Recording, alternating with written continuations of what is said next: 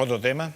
Primero se dijo que el vicepresidente Julio Cobos se iba a reunir con algunos referentes del kirchnerismo y también del radicalismo. Todo esto iba a ser en el Congreso. Después salieron a desmentirlo, pero al final hubo algunos contactos puntuales. ¿Y realmente qué pasó, Marcelo Peláez? Santo, buenas noches. En verdad fue una tarde de dudas, de confusión, de incertidumbre aquí en el Senado. A las 6:30 de la tarde estaba prevista una reunión que iba a ser encabezada por Julio Cobos y de la cual iban a participar los jefes de bloque en el Senado del Frente para la Victoria y del radicalismo, que venía con un mandato dado por todas las fuerzas opositoras. Esa reunión no se hizo. Sin embargo, tanto Gerardo Morales como Miguel Pichetto llamaron a la confusión al entrar al despacho de Julio Cobos. Todos imaginábamos que estaban reunidos. Lo cierto es que le venían a comunicar a Cobos que las reuniones se iban a hacer por separado.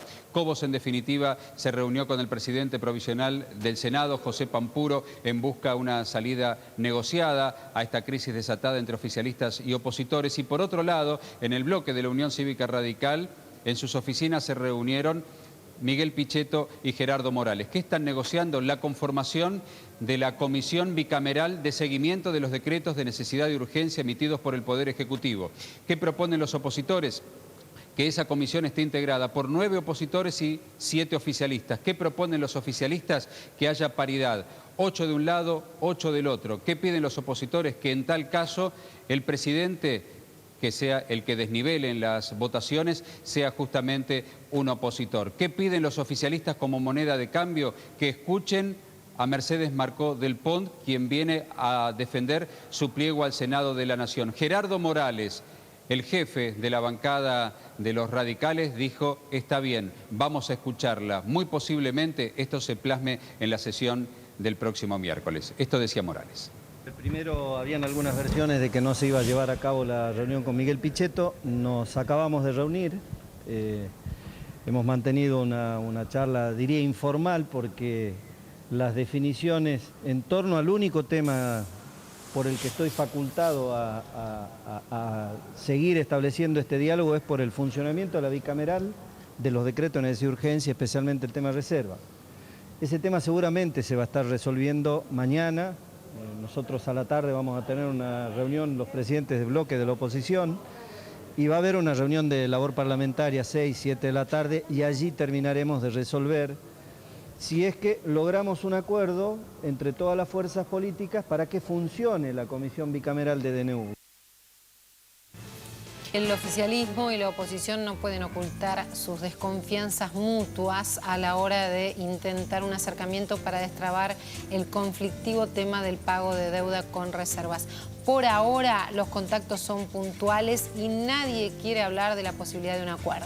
Ustedes saben que nuestro partido tiene una posición que es tratar de rediscutir el presupuesto y allí establecer el plan de pago de la deuda. En medio de una marcada desconfianza, producto de experiencias pasadas que no terminaron en nada bueno, el oficialismo parece querer abrir un canal de diálogo con la oposición en el Congreso que nadie sabe cómo va a terminar. Ese diálogo pasa por una cuestión sensible al gobierno nacional, el decreto de necesidad y urgencia que le permite usar reservas para pagar la deuda, y el futuro de la titular del Banco Central, Marcó del Pont, a quien defiende el gobierno a pesar de que la oposición no quiere dar su acuerdo para que siga en funciones.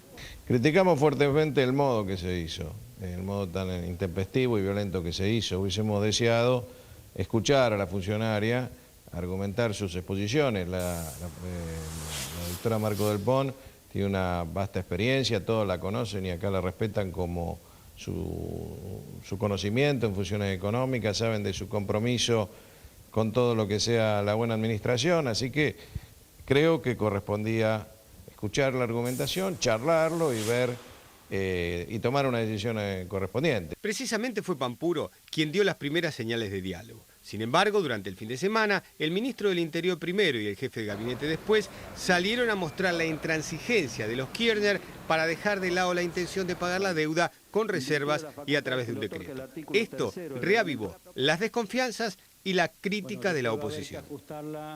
Mira, el tema es así. Es mentira que la oposición haya puesto al gobierno en pago o no pago la deuda. Es mentira. El gobierno puede pagar la deuda sin el fondo.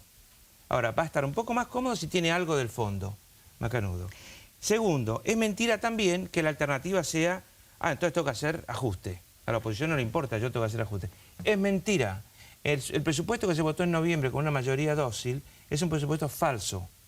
Es falso en los egresos totales, es decir, en lo que le importa a la gente, que digamos en el caso que le sirvan a la gente, educación, salud, seguridad y lo demás, y es falso en los ingresos. Lo que nosotros, el gobierno ha demostrado después de las elecciones, que en todos los casos el diálogo fue usado para trampear a la oposición, debilitar a la oposición y además que el electorado que sostiene la oposición sienta que es humillado. Para colmo, una instancia de diálogo que había abierto el vicepresidente Julio Cobos entre kirchneristas y radicales se embarró en el Senado por la decisión del oficialismo de no darle protagonismo a Cobos. De todas formas, hubo contactos puntuales, personales y hasta telefónicos entre Cobos, Pampuro, Morales y Miguel Pichetto, entre otros. Acá lo que tiene que ocurrir es que el Poder Ejecutivo derogue el decreto que le permite el uso de reservas y mande el tema al Congreso de la Nación y seguramente van a surgir propuestas. Mientras tanto, Marco Del Pont le envió una carta a los senadores para que antes de tomar una decisión sobre su futuro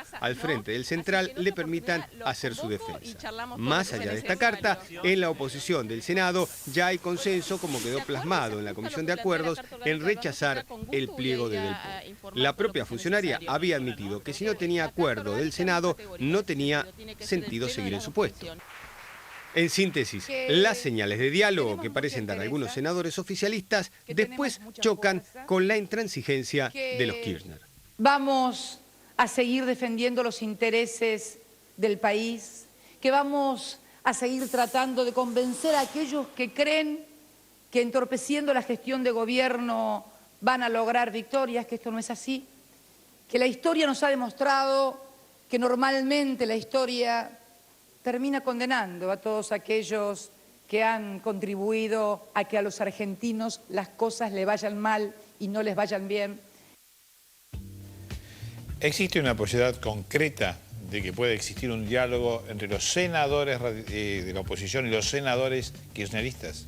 A ver, lo que hubo hasta ahora, a partir del viernes, fue en la gestión de dos hombres que tienen muy buena voluntad, como el vicepresidente Julio Cobos y el presidente provisional del Senado, José Pampuro, para acercar posiciones. Pero hay un obstáculo que todavía ninguno de los dos han logrado salvar. Uno de ellos es que no hay todavía acuerdo o visto bueno de los Kirchner para que ese diálogo pueda transformarse en cosas concretas. El otro obstáculo que tienen es la propia historia del gobierno de Kirchner, que efectivamente ninguna negociación funcionó nunca, ningún diálogo terminó nunca en un acuerdo. Además, ayer, domingo, el jefe de gabinete, Aníbal Fernández, la persona más importante del gobierno después de la presidenta de la Nación, hizo declaraciones que son, digamos, para cerrar el diálogo. Él dijo que no importa lo que hiciera el Congreso con el decreto de necesidad de urgencia que habilitó a la presidenta a tomar las reservas, porque eso ya eran derechos adquiridos y la plata ya estaba en manos del gobierno. Así que lo que hiciera el Congreso no importaba. Esto da por cerrado cualquier diálogo y cualquier negociación con la oposición. ¿Y en la Cámara de Diputados? Bueno, la Cámara de Diputados se va a reunir el miércoles y ahí es interesante porque hay hasta ahora dos posiciones. Una que ya tiene el número suficiente, que es para rechazar comúnmente el decreto de necesidad de urgencia, y otra posición que le está proponiendo Elisa Carrió en las últimas horas en la oposición, que es declarar de nulidad absoluta el decreto de necesidad de urgencia. ¿Esto qué significa? Precisamente es una respuesta a Aníbal Fernández, porque si fuera declarada de nulidad absoluta tampoco existiría ninguna pretensión, podría existir ninguna pretensión de derechos adquiridos. Muchas gracias. Gracias a ustedes.